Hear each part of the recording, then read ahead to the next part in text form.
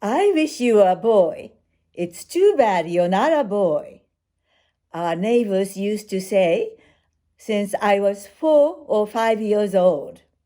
They were lamenting and silently saying that because you are not a boy, you won't be able to do anything worthwhile like your great-grandfather did.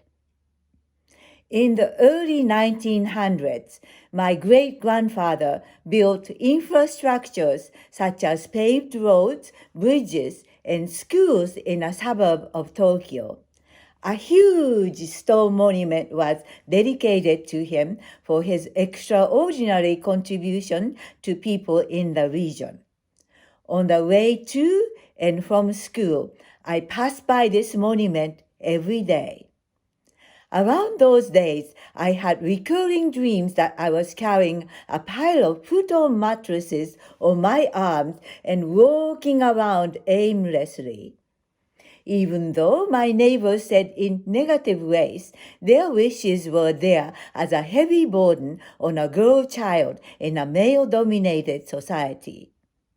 One day, as a first grader, I saw a boy approach the girl and suddenly pulled her pants down in the middle of the schoolyard. Not knowing what to do, the girl started to cry. I ran to her, pulled up her pants, turned to the boy, and pushed him with all my might. He fell on the ground. Hearing shouting and cheering voices, a male teacher rushed to the scene of the commotion and said to me, "A girl should not do that." I glared at him, thinking, how unfair and unjust for me to get the blame. Since then, I became aware that a woman's life in Japan was controlled by her parents, devalued by men, and restricted by society.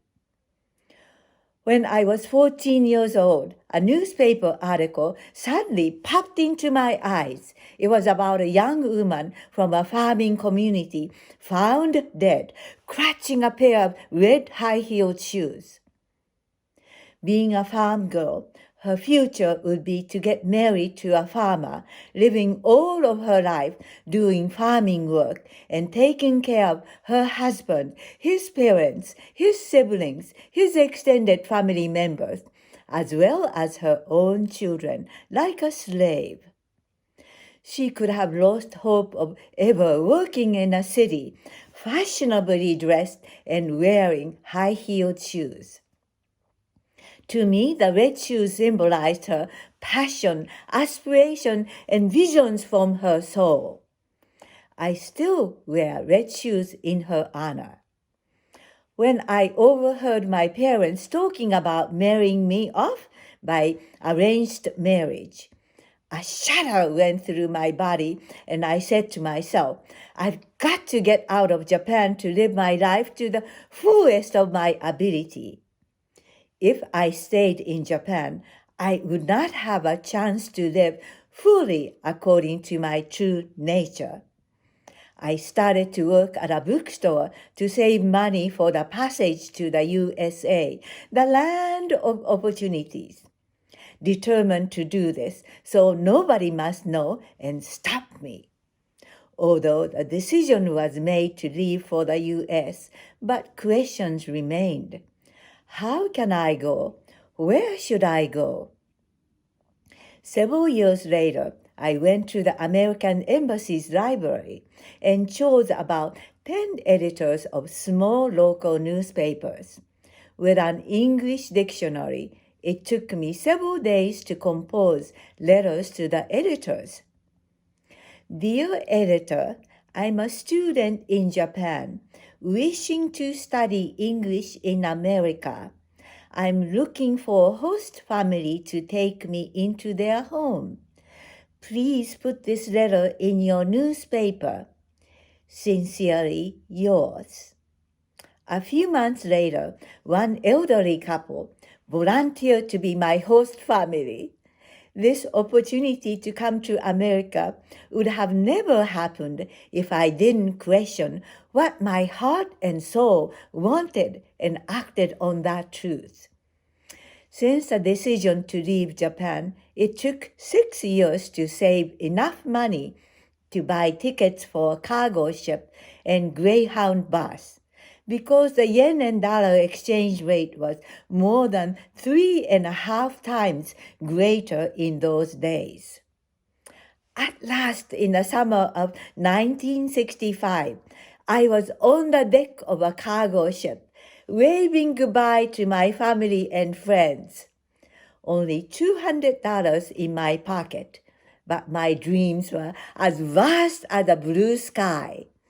While I would like to say that everything was easy and happy ever after coming to America, unfortunately, it wasn't. Restrictions around money, language, and gender existed and still exist even today, here in this land of freedom. Shortly after my arrival, my host family obtained a scholarship for me to study at a local community college. I could not have thanked them enough for their tremendous acts of kindness.